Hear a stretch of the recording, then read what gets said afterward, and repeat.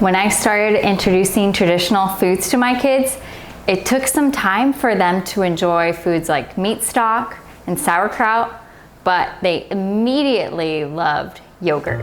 You won't believe how simple it is to make homemade yogurt. Today, I'm gonna show you using two different methods, either using a sous vide or an Instant Pot. I'm also gonna give you a free cheat sheet so you can whip it out whenever you're making this and be able to remember what the different temperatures are and the fermenting times. Stick around till the end of this video and I'll tell you which of these two methods I prefer and also share some of the ways my kids enjoy this fermented food every single day.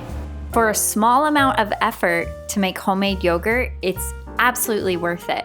The price is much lower, there's no added fillers, you get to control the ferment time, and it's an easy meal that your kids are gonna love. And why is yogurt a particularly nutrient-dense food? It's a great source of protein, it boosts your bone health with calcium, it supports your gut health because of all the good bacteria, it's high in minerals and vitamins A, B2, B5, and B12. So to make homemade yogurt, you just need two simple ingredients: whole milk, and in order to make yogurt, you need yogurt. For your first batch, you're going to have to buy yogurt as your starter. Make sure it contains live active cultures, that it is plain and unflavored, that it's a full-fat yogurt, and it may or may not be a Greek yogurt. If this is new territory for you, I want to look at some options together. Here's an option from the store. This contains pectin, so this will not work as a starter. Here's another one. It looks like it says plain, all natural ingredients, but let's actually look at the label. This contains lactase enzyme. This one is not going to work. Let's look at this one. This is full-fat yogurt. And scrolling down to the ingredients, we see it just contains milk, live active yogurt cultures, and nothing else. This will work as a starter.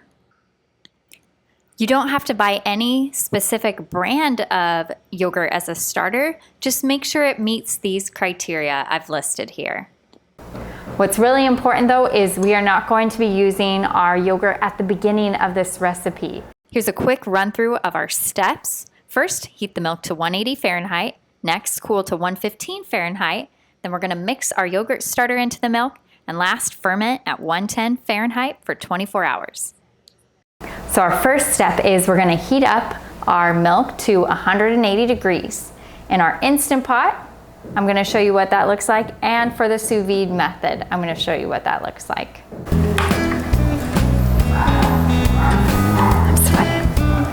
Your hair is a little silly. Oh. So to heat up our milk to 180 degrees in the Instant Pot, the Instant Pot is awesome. It does so much of the work for you. Before I move on though, I wanna make note of this. Normally Instant Pots have this inner ring. Well, mine smells very strongly of bone brie. So normally, Instant Pots have this inner ring that helps seal it. Well, mine smells very strongly of meat stock and bone broth. And you don't want yogurt that tastes like meat stock and bone broth. So you're gonna actually take this out. You don't need it in to make your yogurt. So do not forget to do that step. Next, what we're going to do is just take your yogurt. I'm just gonna make 1 liter. Normally I would make 2 liters, but since I'm using two methods, I'm gonna do 1 liter in the Instant Pot, 1 liter in the sous vide. Okay, so to heat this to 180 degrees in our Instant Pot, you're gonna hit the yogurt button 2 times until it says boil. And what this is gonna do is it's gonna automatically, using its sensors, heat it to 180 degrees to pasteurize the milk. For the sous vide method, we're gonna do it a little more old school. We're just gonna boil it in a pot on the stove. And for this, to make sure it gets to 180 degrees, you're gonna want a thermometer.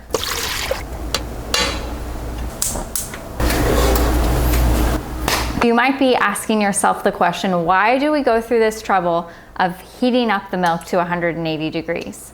The reason is there is bacteria in the milk that could compete with the bacteria that we want to culture that is contained in our yogurt. So we're going to kill off some of that bacteria so that our bacteria that we are adding into the milk can ferment and grow. Make sure once this heats up to 180 degrees Fahrenheit, you are prepared to wait. You are going to wait. Set a timer. Wait until it cools all the way down, back to 115 degrees, before you add in your yogurt starter. The reason why you need to wait for it to cool back down is if you dump the yogurt into the 180 degree temperature milk, you're gonna kill the bacteria that you want to grow. It's really easy to make yogurt. These are easy steps, but you just have to be patient for these steps. I would really encourage you to utilize timers or reminders to help you remember to come back and check the temperature. Let's see who's winning so far. Instant Pot, we're at 142 degrees Fahrenheit. Stovetop, we are at 158.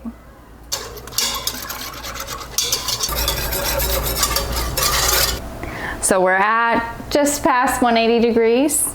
The nice thing about making this in the Instant Pot, one of the clear advantages is you don't have to babysit it while it's boiling, because once it gets up to 180 degrees, the Instant Pot will automatically turn off the heat, so you don't have to worry about monitoring it and turning it off yourself. You always want to avoid that. Okay. Again, we heated it up to 180 to kill all the bacteria that would compete with the bacteria that we want to culture. And now we're cooling it back down to 115 degrees Fahrenheit because we don't want to kill the bacteria we are going to be adding into our milk to culture. So this is when you want to set that timer or a reminder so that you can come back and be checking the temperature to see if it's cooled down to 115. I'm going to set a timer for 30 minutes. I live in a little hotter climate. If you live in a cooler climate, it might not take very long.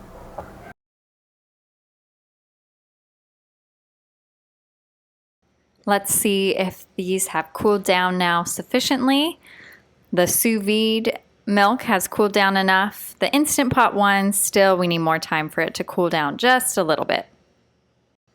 As your milk cools, there's a film that can develop on top, and I just like to scoop that off with my whisk before mixing in my yogurt starter. So now we're going to add some yogurt into our milk. We're not going to add a lot. It is amazing how the bacteria can grow. We're only going to add 1 tablespoon per 1 quart or 1 liter of milk. So this is 1 liter of milk. I'm just going to add 1 tablespoon of yogurt and whisk it in. So here's my tablespoon measurement. Dump it in and whisk it up. Next, I'm just adding in the mixture of milk with that tablespoon of yogurt into my jar to put into the sous vide.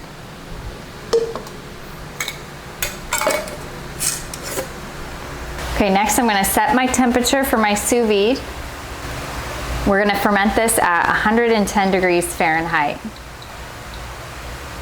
And the amount of time is going to be for, according to the GAPS diet, 24 hours. You can ferment it for less time, but for the GAPS diet, we ferment it for longer because we want to consume all the lactose in the milk, making it easier to digest.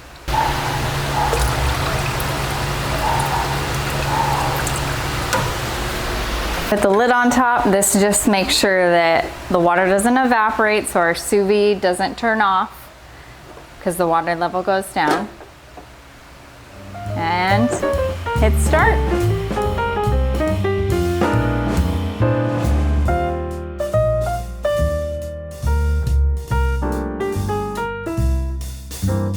Now we're gonna just take it, put it in the Instant Pot, pop on our lid. Remember, we don't want it to taste like meat stock or bone broth.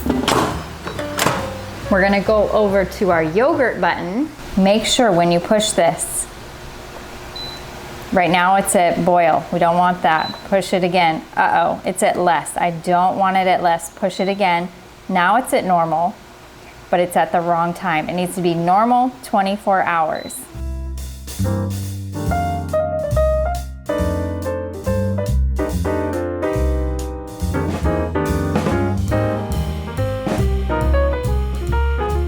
Once we've set our timer and have the milk fermenting, make sure that you do not move your Instant Pot or Sous Vide around. You don't want to touch it during fermentation because if you wiggle it around, that could mess with the ferment. So I like to put it on a corner of my counter where I know I'm not going to be moving it while I'm cooking other meals in the next 24 hours.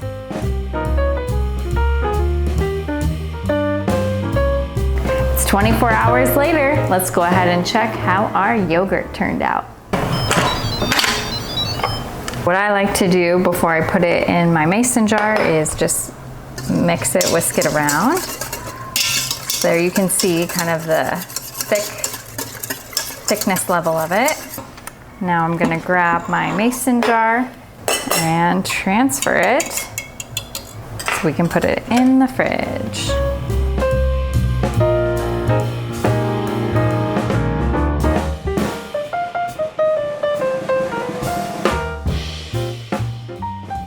As you can see, one of the distinct advantages, I think, of the sous vide is you don't have to do any dishes after. I'm gonna have to wash this out. So before you put your yogurt in the fridge, I would recommend two things. First, make sure it cools down so you're not gonna spoil the rest of the food in the fridge. So this is still quite warm. The second thing is make sure you save some of this batch to make your next batch of yogurt. When you save some of your yogurt as starter for your next batch, you get this amazing infinite loop of yogurt where all you have to pay for from now on is the milk. There's different ways you can do that. Sometimes I like to put a little bit of it aside in a small jar and just label it so that my kids don't just eat the entire jar. Or you can freeze it. So using something like this, where you just pour a little bit of the yogurt inside and freeze it into little cubes. Just make sure when you use frozen yogurt starter that first you defrost the yogurt starter before putting it into your milk. And then in addition to defrosting it, make sure that you put in 2 times the amount of starter, because when we freeze it, some of the good bacteria actually does die.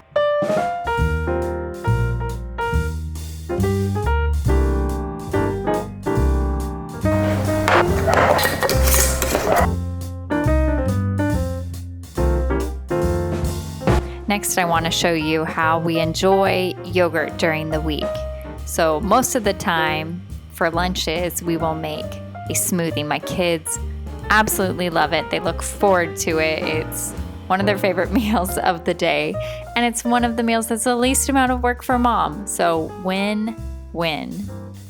If you want a thicker Greek type of yogurt, you can strain it in one of these yogurt strainers. And I'll show you the texture. It comes out really nice and thick and creamy. And I will save the whey, W-H-E-Y, the whey in the bottom to use to ferment different things. It's nice and creamy here. My kids are looking forward to this. And to finish off the thicker Greek style yogurt, I like to drizzle on some raw honey. And my kids absolutely devour this. And one of the things that's most encouraging about serving yogurt to your kids is now you know how nourishing it is. I've shared that at the beginning of this video. It's doing such good things for their bodies, and it's a really easy, low mess meal that's also budget friendly. Comment down below whether you're going to try out the Instant Pot or the sous vide version.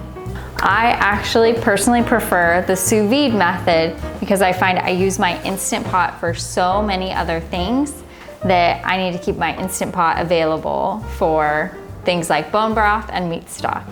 Don't forget to like, subscribe, and also share this video with anyone who is interested in making their own homemade yogurt. Thanks for watching, and I'll see you in the next video. God bless.